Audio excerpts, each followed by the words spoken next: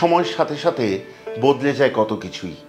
বদলে যায় চারিপাশের দৃশ্যপট, বদলে যায় মানুষগুলি, এমনকি বদলে যায় সমাজ ব্যবস্থা অবধি। কিন্তু কিছু কিছু জিনিস চিরকালীন, তা সনাতন, তা কোনোদিনও বদলায় না। যেমন বদলায় না অতিথি পরায়ণতার ইচ্ছা। অতিথি যখন বাড়িতে আসে, সে আসে তিথি না মেনে, তাই তার নাম অতিথি। এবং সে যখন আসে, সে আসে দেবতা রূপে, তাই শিখিয়েছে আমার দেশ। সেই দেবতার পূজার আয়োজনে কোনো ত্রুটি রাখা চলবে না। কিন্তু সেই জন্য যতই বাড়ন্ত হোক, যতই কম থাকুক, তাই দিয়েই মন ভরিয়ে সাজিয়ে তুলতে হবে সেই অতিথির পাত। আমাদের আজকের রান্নাটি কিন্তু তেমনই একটি রান্না। যদি বাড়িতে কম মাছ থাকে, বহুদিন আগে দেখেছিলাম মাছের ভাঙা, কিন্তু আজকের রান্নাটি তার থেকেও আরও বেশি সুন্দর, আরও বেশি ভরপুর প্রাণে। আজকের রান্নাটি মাছের ঘন্ট। চলুন শিখি।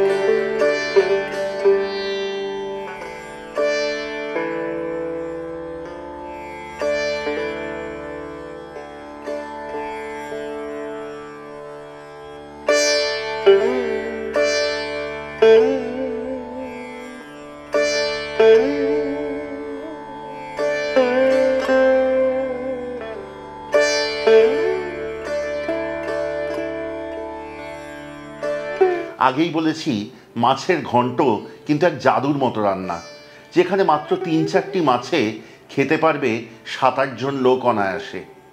এই রান্নার শুরুতে মাছের টুকরোগুলিতে মাখিয়ে নিন নুন হলুদ, তারপর ভেজে তুলুন।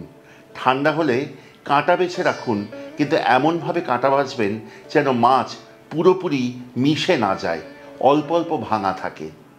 এরপর টুকরো করে আলুতে নুন হলুদ মাখিয়ে ভেজে তুলুন এবং একই কাজ করুন টুকরো করে কাটা ফুলকপির সাথে। তারপর যান মূল রান্নায়।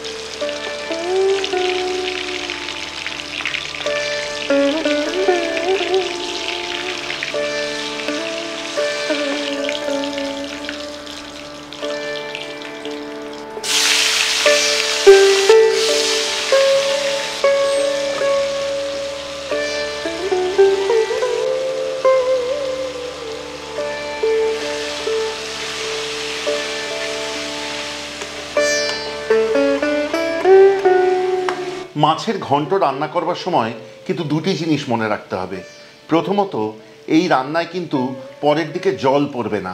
কাজেই আলু যখন কাটবেন তখন ছোট টুকরো করে কাটবেন এবং ভাজবার সময় ভালো করে ভাজবেন, যাতে এখনই আলু সেদ্ধ হয়ে যায়। দ্বিতীয়ত, ফুলকপিও কিন্তু মাঝারি মাপে কাটবেন এবং ভাজবার সময় কড়া ভাজবেন, কারণ পরে কিন্তু আবারও বলছি, এই রান্নায় জল পড়বে না।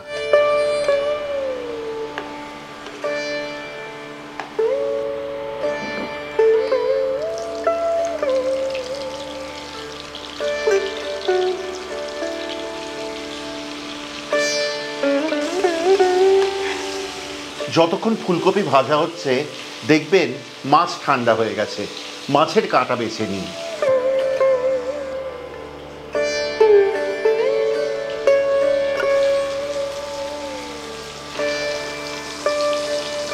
এবার একসাথে ছেঁচে নিন 2 ইঞ্চি দারচিনি, 4-5টি ছোট এলাচ এবং 4-5টি লবঙ্গ।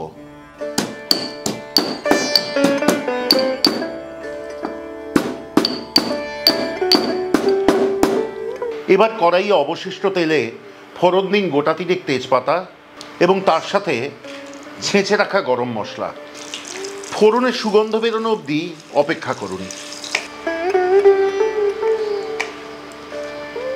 এবার এতে দিয়ে দিন চৌকো করে কাটা 3টি বড় পেঁয়াজ। ততক্ষণ ভাজুন যতক্ষণ না পেঁয়াজ স্বচ্ছ হয়ে আসে।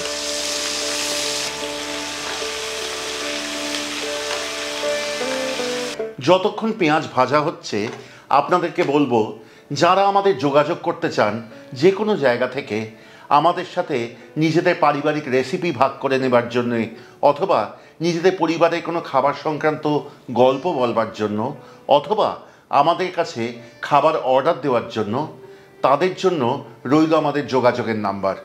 আমাদেরকে যোগাযোগ করতে পারেন 6291834357 এই নম্বরে। আরেকবার বলি, আমাদের যোগাযোগ করুন স্বচ্ছন্দে 6291834357 এই নম্বরে, সোম থেকে শনিবার সকাল 11টা থেকে সন্ধে 6টার মধ্যে। এবার রান্নায় ফিরি। পেঁয়াজে স্বচ্ছ রং ধরেছে, এবার এতে দিয়ে দিন পরবর্তী উপকরণগুলি। প্রথমে দিন 1 টেবিল চামচ পরিমাণ আদা বাটা, তার সাথে দিন নিজস্ব স্বাদ অনুযায়ী মাথাচেরা কাঁচা লঙ্কা। ততক্ষণ কষান যতক্ষণ না আদার কাঁচা গন্ধ চলে যায়। আদার কাঁচা গন্ধ চলে গেছে, এবার এতে একে একে দিন 1 চা চামচ হলুদ গুঁড়ো, 1.5 চা চামচ লঙ্কা গুঁড়ো, 1 মুঠো কিশমিশ এবং মশলা কষাবার জন্য অল্প একটু জল।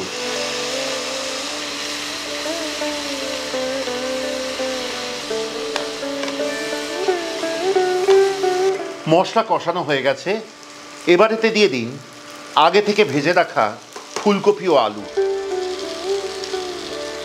এবং তারই সাথে দিয়ে দিন 1 কাপ পরিমাণ আগে থেকে সেদ্ধ করে রাখা মটরশুঁটি।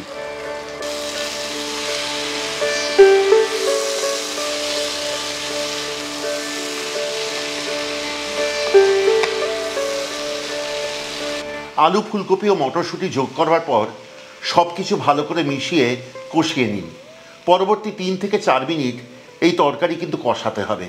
এই সময় যোগ করুন নুন, তবে খেয়াল রাখবেন আপনি কিন্তু মাছ ভাজার সময়, আলু এবং ফুলকপি ভাজার সময় প্রত্যেকবারই নুন দিয়েছেন। আজকের পর্বটি কেমন লাগছে আমাদের কমেন্টে জানাতে ভুলবেন না। যদি ভালো লাগে শেয়ার করুন, সাবস্ক্রাইব করুন, সঙ্গে থাকলে খুব আনন্দ পাবো। এবং যদি মনে করেন আমাদের চ্যানেলের সব রান্নার নোটিফিকেশন প্রথম পৌঁছবে আপনার কাছে, তাহলে অবশ্যই বেল আইকনটি কিন্তু টিপে দিতে ভুলবেন না।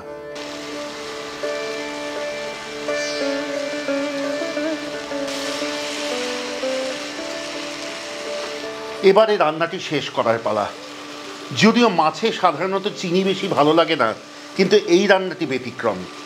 এখানে দিন 1.5 টেবিল চামচ পরিমাণ চিনি, তার সাথে 1 টেবিল চামচের একটু বেশি গরম মশলা গুঁড়ো এবং সবশেষে যোগ করুন আগে থেকে বেছে রাখা মাছ।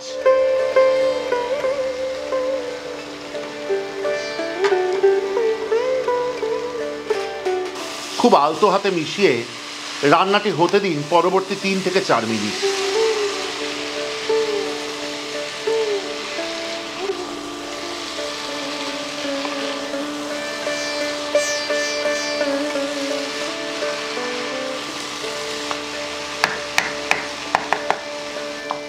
মিনিট 3-4 মিশিয়ে নিয়ে আঁচ বন্ধ করুন। প্রস্তুত হয়ে গেছে মাছের ঘন্ট। এই রান্না কিন্তু পরিবেশন করুন কেবলমাত্র গরম ভাতের সাথে।